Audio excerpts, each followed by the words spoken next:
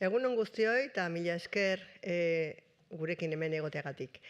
Donostiako udalak historia luzea du musikaren irakaskuntza bultzatzen. 1977an, duela ja 150 urte, Donostiako udalak Solfeo Akademia sortu zuen Jose Juan Santesteban eta Raimundo Sarriegi irakasle zituela. Ondoren, Udal Musika Akademia 1979an eta Udal Musika Dantza eta Deklamazio Konservatorioa 1993an etorriko ziren. Azken hau gainea, urte luzez musika irakaskuntzaren erreferente bat izan da. En 1995, el Ayuntamiento de San Sebastián creó la Escuela Municipal de Música y Danza con el objetivo de ofrecer una enseñanza no reglada en todos los niveles y especialidades, fomentar la cultura musical y preparar al alumnado para la enseñanza profesional. Durante estos 30 años, la Escuela de Música y Danza se ha arraigado profundamente en la vida cultural de la ciudad y cuenta actualmente con casi 2.900 alumnos y alumnas. Por ello, acogemos con mucha alegría que este sábado Euskal Herriko Musika eta Dantza Elkartea, Euskal Herriko Musika eta Dantza Eskolen Elkartea, la asociación que agrupa a 69 escuelas de música y danza de diferentes municipios, celebre su 30 aniversario aquí, en Donostia. Baina egun hortako programa zehazteko, zuzendaritzako batzordekideak dauden irekin, eta nik baino hobeto azalduko dizue egitaraua. Hortarako, Saioa Bergado idazkariak hartuko du hitza. Mesedez?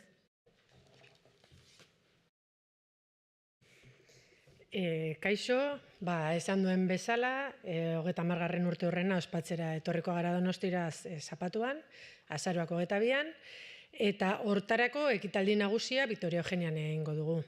Baina aldez aurretik, 10:30etan, hainbat kale jira Okendo plazatik irtengo dira, haien artean egongo da Plus Brass Band haize metalesko instrumentoekin, txistulariak beste alde batetik joango dira, eta trikitilariak beste 2 ibilbide egingo dituzte. Horrela, erdigunea, alde zaharra eta gros aldea musikaz beteko dute. Ondoren 12etan, Victoria Eugenia antzokian, ekitaldi nagusiari hasiera emango zaio. Hor, 3 hamarkadetako ibilbideari errepaso egingo zaio, eta horren ostean, musika eskola ezberdinetako hainbat talde parte hartuko dute. Haien artean, orkestra sinfonikoa, abesbatza, big banda, eta euskal musika eta dantza taldeak. Ekitaldia herritar guztiei zabalduta dago, beraz, 11etatik aurrera, aukera izango dute txarteldegian sarrerak hartzeko, aforua bete arte. Eta orain Iñigok erderaz esango dizue. Hola, como os ha comentado mi compañera Saioa, el sábado día 22 comenzarán los actos a las 10:30 desde la Plaza Okendo y saldrán 4 calejiras, 2 de Triki, una de Chistu y otra de la Plus Brass Band. Las calejiras se dirigirán hacia el centro, la parte vieja y Gros. Después, a las 12, ya tendrá lugar el acto principal en el Teatro Victoria Eugenia y constará de 4 actuaciones. Primero entrará la Big Band, después habrá una actuación de música y danza tradicional vasca, después un coro y para terminar la orquesta sinfónica. Y entre las actuaciones pues habrá intervenciones y vídeos con explicaciones sobre el 30 aniversario de EME, que es la Asociación de Escuelas de Música y Danza de Euskal Herria. Y nada más, ya os dejo con... Bueno, solo un detalle. En las actuaciones intervienen más de 100 participantes que son de varias generaciones. Es decir, habrá gente pues, desde la infancia hasta después de la jubilación. Y os dejo con Miquel Romero, que es el presidente de EME.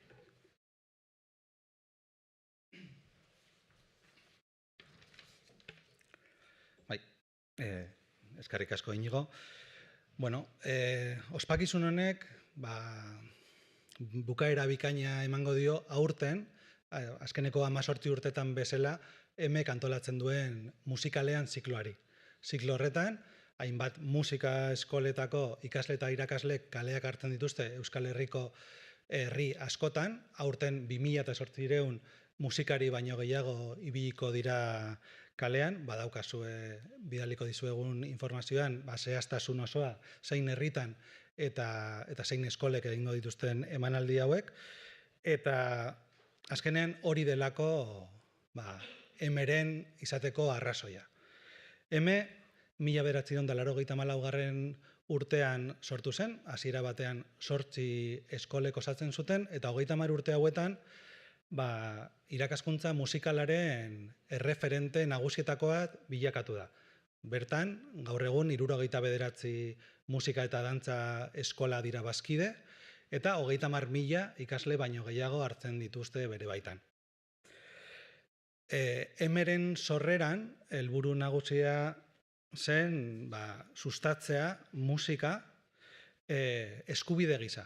Hau da, herritar guztiek daukatelako eskubidea komunitateko kultur bizitzan askatasunez eta artesez gozatzeko. Askatasunez jardun eta artez gozatzeko. Eta helburu hori jarraiki egin dugu 30 urte hauetako ibilbidea. Larunbateko ospakizuna izango da egin dugun bide eta misio kolektibo horren ospakizun handia. Herritar guztiak gonbidatuta daude gurekin parte hartzera, eta bertan espero zaituztegu bai kalean musikaz gozatzen, eta bai Victoria Eugenia antzokian gure 30 hauetako historia, hau da, iragana, oraina eta geroa ospatzera. Decía que esta celebración de este sábado pone el broche final a la 18ª edición de Musicalean, que es el ciclo que las escuelas de música llevan organizando todos estos años en torno al Día de Santa Cecilia, en el cual en muchos pueblos y ciudades de Euskal Herria el alumnado sale a la calle a tocar la música y a compartirla con todos, ¿no? Que es el objetivo principal de M. M surgió en 1994, a finales de 1994, con solo 8 escuelas socias, y en estos 30 años se ha convertido en uno de los grandes referentes de la enseñanza musical en Euskadi. En la actualidad tiene 69 escuelas socias que imparten clase a más de 30.000 personas. Y el objetivo principal con el que nació M es impulsar una enseñanza de música y danza que garantice el ejercicio del derecho de toda la ciudadanía a tomar parte libremente en la vida cultural de la comunidad y a gozar de las artes, que es un derecho reconocido en la Declaración Universal de los Derechos Humanos.